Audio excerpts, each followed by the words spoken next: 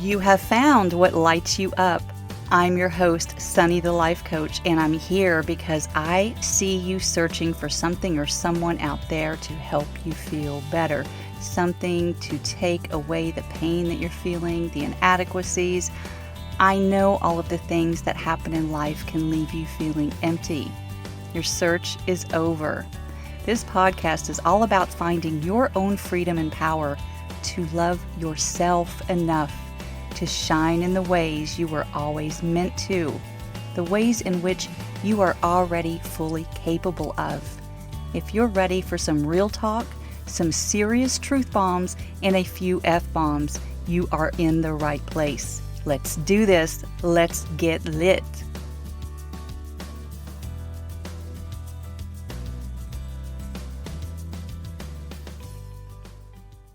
Hey there. I'm going to do something a little bit different today, and I'm not going to state the episode number. I don't even know why I started doing that. I just did, and I kept doing it. But I got to thinking that, do you really care? Or did you decide to listen to this episode because of the title? I don't know. Let's go with no number today. I've also been thinking a lot lately about the range of emotions that are part of this human experience, this temporary human experience. I was so frustrated with my son the other day because he was dishing all kinds of attitude about having to get out of bed. This was around noon, y'all. He's going to be a hot mess when summer is over. Giving me attitude about having to get up and get ready to go ice skating. We hadn't been to an open skate session in months. He even wondered if his skates would still fit. They do, barely. He even wondered if he would remember how to skate. And I have never been ice skating, but I had agreed to get some rentals and try it out because he had asked me to join him the next time that I took him. He had been asking me for a long time to get out on the ice with him. So I was feeling all kinds of frustration and having thoughts like, if he doesn't even appreciate that I'm doing this for him, scheduling and paying for ice time, chauffeuring his ass there, strapping on skates myself, and risking breaking some bones, then what's the point? Why am I even doing this? I don't even want to anymore. I had to breathe through that. I really did. It's not always easy to recognize in the moment that it's not the other person's behavior that is causing me to feel all of the feelings, but it's those damn thoughts of mine, those automated, sometimes subconscious thoughts. What ended up happening with that little outing was that I actually had fun. He stuck with me the entire time. I got a stack of plastic buckets to steady myself. That's what they give beginners at the rink that we go to. And it wasn't too crowded either. And he tried pushing me from behind on my back, but I didn't care too much for that. So then he got on the other side of that stack of buckets and he pulled me along somewhat while he skated backwards. And at one point he pulled too hard and the whole stack came down. The buckets fell, but I did not. I'm pleased to report that I did not fall on my ass one time. So I came out of that experience fully intact and really rejuvenated, actually. I burned 200 calories in 30 minutes, which is not too bad considering I was pushing around a stack of buckets and not fully engaging my body. What a workout. Yeah, fun, exhilarating. And how can I feel exhilarated without also having felt the opposite? A little disappointed or maybe even depressed because of my thoughts being, he wasn't that enthusiastic about getting out of bed at noon. Not even enthusiastic. That's not exactly what I was looking for. Maybe something closer to being freaking cooperative. I don't know. Anyway, I enjoyed it so much, I'm ready to do it again. Hell, I may even go without him when school starts back. We'll just keep that between us. So I've talked about the contrast of emotions here before, but I keep receiving reminders in my own life, and I'm not certain it can be discussed too much because we're always seeking happiness, aren't we? That's by design, of course. Our conditioning is that if we check all of the boxes in life, that happiness is the reward. That's what our Western capitalist society wants us to believe, and we've bought into it fully and completely. Yes, let me get the good grades, the degree, the rewarding career, the loving and caring partner, the nice house and car, great friends, loving kids who behave all of the time, and enough money in the bank account for vacations and the occasional splurge. If you have all of these things, you will be happy. Well, of course, that's a lie. And of course, we sometimes take digs at other people who, from the outside looking in, appear to, quote unquote, have it all. So why aren't they happy? There are also plenty of people who don't have all of the things, the trappings, if you will, that appear content with where they are. That's because the bigger lie is that happiness is the end game, that happiness is the destination, that happiness is the result or reward for all of the effort that you've put in. That success brings happiness. Having all of the things, the labels, and the status brings happiness. It's bullshit. Happiness is an emotion, my friends. It is not a state of mind. That is Sunny's perspective on life. It's not some nebulous concept that you are in constant pursuit of. I don't care what our founding fathers really intended with that notion. Okay, we have the right to pursue it. But does that even make sense? Why am I pursuing an emotion? Chasing it down as if we can capture it and bottle it up to be inhaled whenever we need a good solid dose of it. That's not how that works. I'm sure my dear friend would love to have a dose right about now, as she just lost her mother suddenly and unexpectedly. My heart goes out to her and to her family, and I understand the pain of grief. Most of us do. Most of us have encountered grief in some capacity. It's deep and painful. It's dark and heavy, and it's an intensely personal experience. So notice I won't say, I know how you feel, because I don't know what you may be feeling with that tremendous sense of loss, but I understand the depth and intensity of grief as I have felt it. And I also now understand that there is no full awareness of happiness, joy, or elation without the contrast of grief or despair. We have to learn to embrace it all and appreciate what it brings to our lives, even if it's nothing more than a contrast for experiencing the opposite emotion later. A richness, a fullness, a sense of completeness. Now, I get that this might also sound like bullshit, because I might have thought that when I was younger and I struggled with depression for many years. I know that when I was going through it, all I wanted was to be happy, because I didn't know any better. I thought it was a state of mind. If I was depressed all the time, then surely there would be some light at the end of the tunnel, some line, some imaginary line I could cross over to, and then I could be happy all the time, right? I mean, we're talking about opposites, aren't we? Well, I am. There's that one-way conversation again. No, we don't get to be happy all of the time. That's not how it was ever meant to be. I've heard Brandon Beecham describe emotion as energy in motion, and I love that because it's true. I wasn't really depressed every hour of every day. It just felt like it. That was my perception. And those times of feeling low and depleted really stuck around longer when I didn't allow myself to feel the emotion all the way through, to really dig into my thoughts or the ruminations of all the things that had gone wrong or were going wrong at that time. This isn't what we learn. We don't learn how to feel in order to heal. We learn that we're supposed to be in constant pursuit of happiness. Those messages are drilled into us from every angle.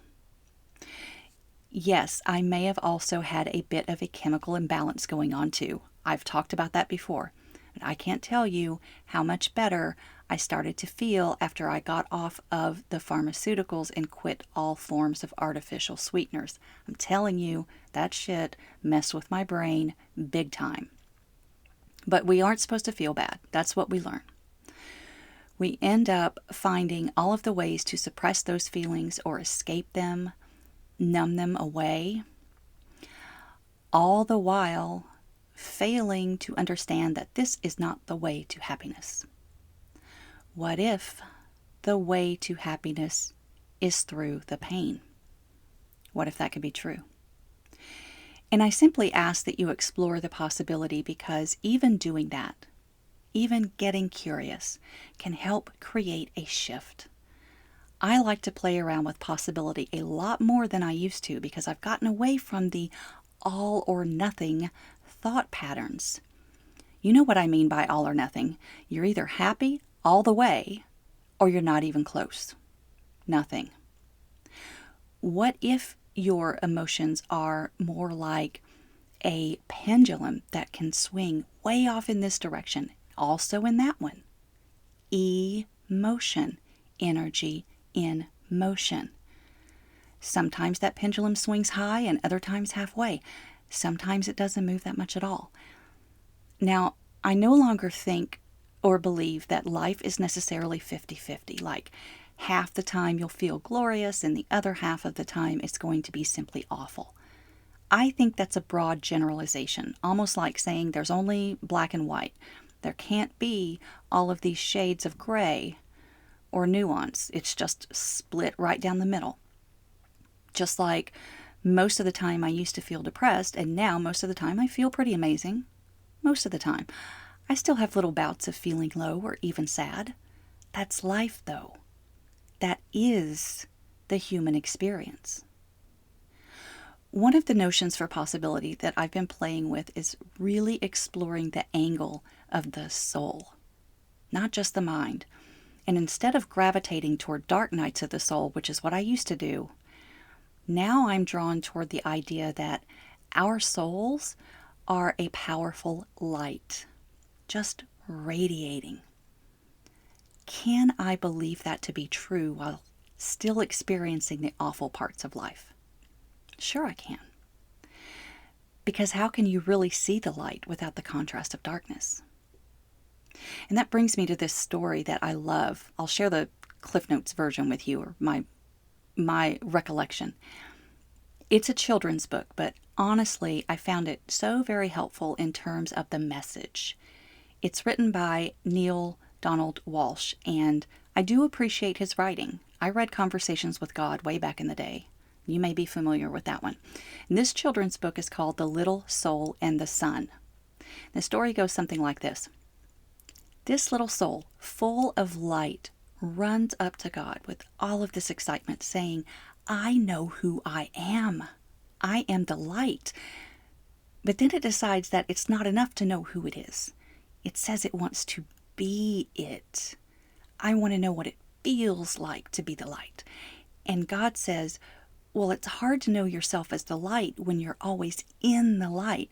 So I'll surround you with darkness. And God goes on to explain that in order to experience anything at all, the exact opposite will appear. And God says to the soul, you will be a light in the darkness because you're special. Do you know what it means to be special? The little soul says there are different kinds of special that I can think of. Things like helpful, kind, sharing, compassionate. And God says, yes, that's good. Now, what kind of special do you want to be? The little soul thinks about it for a moment and says, I want to be forgiving. Now, while this conversation is happening, all the other souls, or the light beings, are gathered around as spectators, and one friendly soul steps up and offers to help. The little soul says, how can you help me? The friendly soul says, I'll take another form with you. I'll be a part of your life, and I'll give you something to forgive.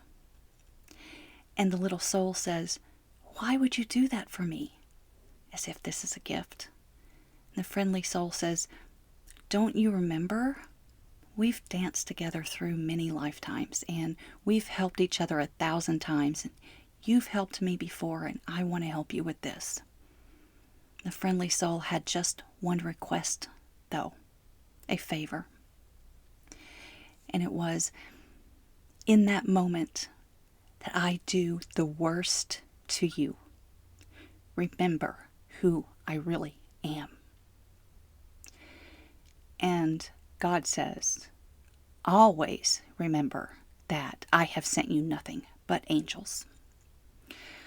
Damn, that story brings up all kinds of emotions. Every time I recount that part, isn't that powerful? When that moment that I do the worst to you, remember who I really am. Well, I think it is, and it resonates because I was able to connect with my own soul work and think, wow, remember who I really am. And I don't know about you, but when the little soul chose forgiveness as its special focus, if you will, I could kind of see where that was going. You know, bad things have to happen in order to access forgiveness. The friendly soul has just signed up to bring the pain. Oh, that is how that works. But notice something else about it too. Happy was not thrown out there as a characteristic of being special. Several things were in the book, and I can only remember helpful, kind, sharing, compassionate. Of course, happy is not a characteristic. It's an emotion. But do you see where I'm going with this? Why are we striving to feel a certain emotion all the time as if that's even possible, which it isn't? Instead of thinking about a characteristic that makes us special. In my logical mind, yes, I'll bring it back to the mind for just a minute, it makes more sense to pursue what makes you special. It's kind of back to that life purpose, Dharma concept as well. That story starts off with, I know who I am. And damned if we humans don't seem to be searching our whole lives for that answer. Maybe it's true that we are eternal spiritual beings having a temporary human experience. I've been hearing that message in several different ways lately, and it's really starting to take root for me. Thinking about it that way, really, well, it feeds my soul. This is all temporary, so let's have the full experience. After all, we probably asked for this at some point. We just don't remember. As Rumi says, I learned that every mortal will taste death, but only some will taste life. I don't always go into explanations, but I shared this particular Rumi quote because that's what I think we are really after. Aliveness. What it means to be alive is that there will always be contrast. That is living. We don't focus on the final destination, which is death. We focus on the journey that is living, having a full experience of that. We don't focus on the next thing and the next thing that is going to bring happiness. We focus on the small moments along the way that bring us exhilaration, fulfillment, and joy.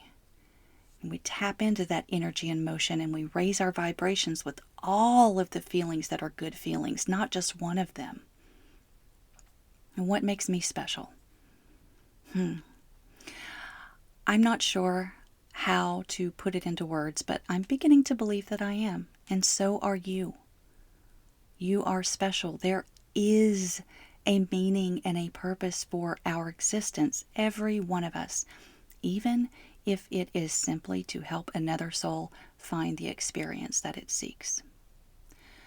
I believe that what led me to coaching is to help others to shift their perspective, whatever that may be for you, to a place where you can enjoy your life again. Whether you know what you are seeking or not, spend 1 hour with me, and together we'll tap into it. I'm not aware of a single person who has not been helped in some way by spending a little time with me. That's not a brag. That's sharing what has been shared with me. You will be surprised at what we can accomplish together. So check out the show notes for the links to connect with me, and then simply reach out. That is what I'm here for. Just to be a guide for you to light up and shine on.